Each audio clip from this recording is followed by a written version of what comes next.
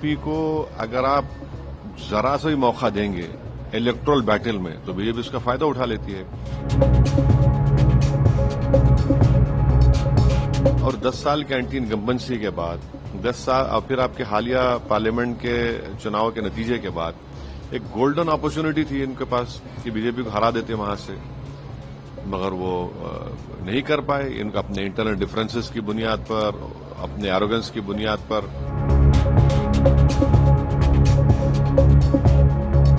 मध्य प्रदेश में भी जीतना चाहिए था, छत्तीसगढ़ में भी जीतना चाहिए था, यहां पर भी जीतना चाहिए था। तो ये तीसरा ऐसा प्रदेश है जहां पर बीजेपी को हारना चाहिए था। असेंबली इलेक्शन बीजेपी जीत गई। ये तो ठीक नहीं हुआ, बिल्कुल ठीक नहीं हुआ। और 10 साल के एंटी इनकम्बेंसी और इनएफिशिएंसी इतनी ज्यादा थी वहां पर, तब भी फायदा नहीं उठा सकी कांग्रेस पार्टी से।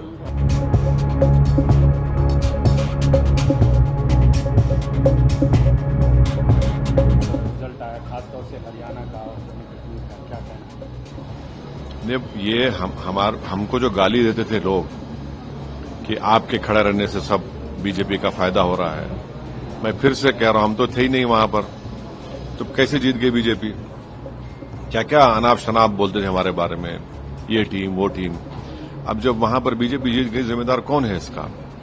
और दूसरी अहम बात यह है कि 10 साल की एंटी इनकम्बेंसी का फायदा कांग्रेस पार्टी को उठाना चाहिए था, मगर लगता यह है कि उनके इंटरनल डिफरेंसेस की वजह से उसका फायदा बीजेपी को हो गया।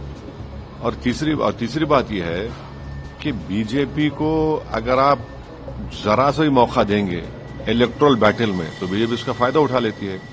और आखिरी बात यह है कि 2024 के चुनाव के बाद भी, और पार्लियामेंट में मैंने कहा था कि जो लोग इसको कह रहे हैं कि ये बड़ी नफरत पे कामयाबी हो गई, मैं उस वक्त भी कहा था कि वो बात नहीं है। तो बीजेपी की ये कामयाबी को अब जो हो रही है अभी, इसके जिम्मेदार कौन है? तो ये है असल कांग्रेस पार्टी पे निशाना नहीं, निशाना नहीं है भाई। मेन अपोजिशन तो आप ही है वहां पर, मेन अपोजिशन तो ओवैसी थोड़ी है, मेन अपोजिशन आप ही है। और 10 साल के एंटी इनकम्बेंसी के बाद 10 साल और फिर आपके हालिया पार्लियामेंट के चुनाव के नतीजे के बाद एक गोल्डन अपॉर्चुनिटी थी इनके पास कि बीजेपी को हरा देते वहां से, मगर वो नहीं कर पाए। इनका अपने इंटरनल डिफरेंसेस की बुनियाद पर, अपने एरोगेंस की बुनियाद पर, तो बड़ा इसको आप बीजेपी की जीत नहीं बल्कि कांग्रेस की नाकामयाबी बता रहे हैं आप? मेरा मानना यह है कि देखिए, मध्य प्रदेश में भी जीतना चाहिए था, छत्तीसगढ़ में भी जीतना चाहिए था, यहां पर भी जीतना चाहिए था। तो ये तीसरा ऐसा प्रदेश है जहां पर बीजेपी को हारना चाहिए था। असेंबली इलेक्शन बीजेपी जीत गई। तो ये खुद एक बहुत बड़ा पैगाम देता है कि किस तरीके से क्या हो रहा है। तो जहां तक मेरा ताल्लुक है, हमारी पार्टी हम तो डिसाइड के नहीं लड़ेंगे, मगर इतने बड़े लोग इस पार्टी के मुझसे भिजाए लोगों के आप चुनाव लड़िए, बोला नहीं लड़ेंगे हम अब चुनाव लड़ेंगे, अपनी तरीके से लड़ेंगे। तो ये तो ठीक नहीं हुआ, बिल्कुल ठीक नहीं हुआ। और 10 साल के एंटी इनकम्बेंसी और इनएफिशिएंसी इतनी ज्यादा थी वहां पर, तब भी फायदा नहीं उठा सकी कांग्रेस पार्टी से। कल प्रधानमंत्री और भारतीय जनता पार्टी के अध्यक्ष जेपी नड्डा ने भी कहा कि कांग्रेस ने वहां जातिवाद किया, ये किया, बहुत सारे बातें बोली। क्या आप उससे इत्तेफाक रखते हैं? कांग्रेस को खासतौर से निशाना। अब देखिए, जीतने के बाद तो victory has many fathers, defeat has none, जो कहावत है, अब कुछ भी बोले जाएं। अब जाहिर है, तो अब ये ईवीएम को ब्लेम करना तो बड़ा आसान है ना। तो वही ईवीएम से आप जीत जाते हैं और फिर अगर आप हार जाते हैं तो ये गलत बात है। अब बोलते हैं, मगर ये मेरा ओपिनियन ये है कि ये स्टेट बीजेपी को हारना चाहिए था। बहुत से फैक्टर्स थे जो उनके खिलाफ जा रहे थे। तो अगर आप यहां पर भी अगर नहीं हरा पाएंगे बीजेपी को, तो ये बड़ी तकलीफ दे बात है। सर, जो 5 एमएलए नॉमिनेट किया है सेंट्रल गवर्नमेंट ने, उस पर उमर अब्दुल्ला कह रहे हैं कोर्ट जाएंगे, राहुल गांधी कांग्रेस वैसी ही बातें कर रहे हैं। आपका क्या राय है? नहीं, एक्ट देखिए, एक्ट में तो है वो हमने 370 को अपोज किया।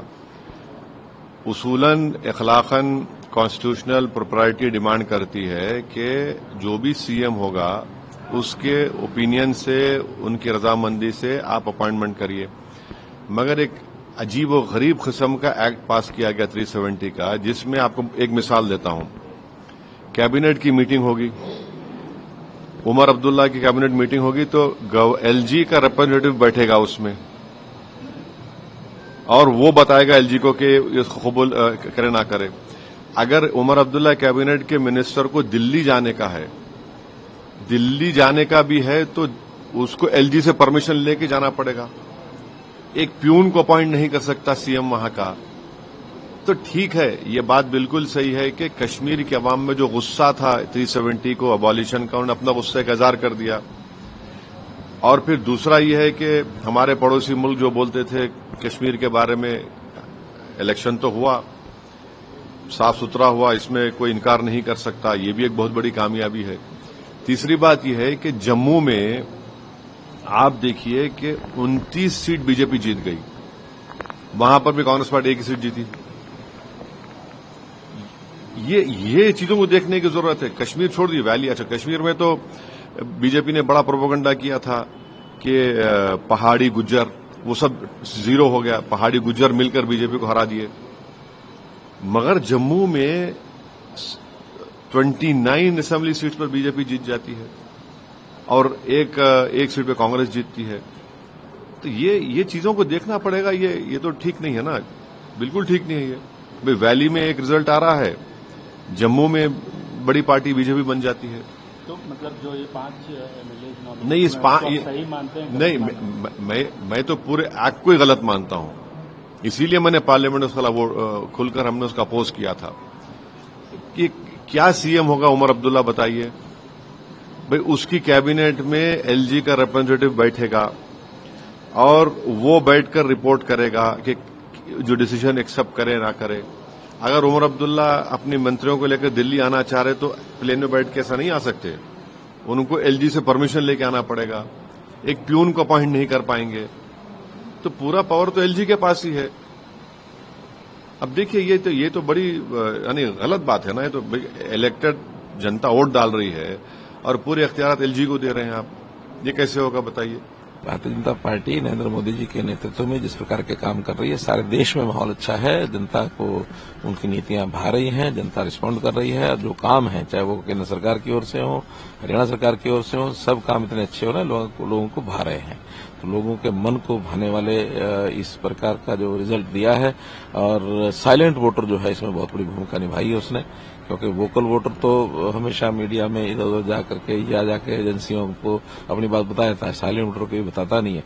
और जो गरीब वोटर है, जो जिसको कहना चाहिए अभावग्रस्त जीवन जीते हैं, उनके लिए मोदी जी की नीतियां बहुत बड़ा रोल अदा कर रही हैं। सर, जिस तरह से सरकार गठन के कितने दिनों में प्रोसीजर पूरा हो जाएगा? अब ये तो पार्लियामेंट्री बोर्ड और हमारे जो प्रदेश के लोग हैं वो मिलकर के तय करेंगे। सर, मुख्यमंत्री कौन होंगे? तो वो ही तय करेंगे।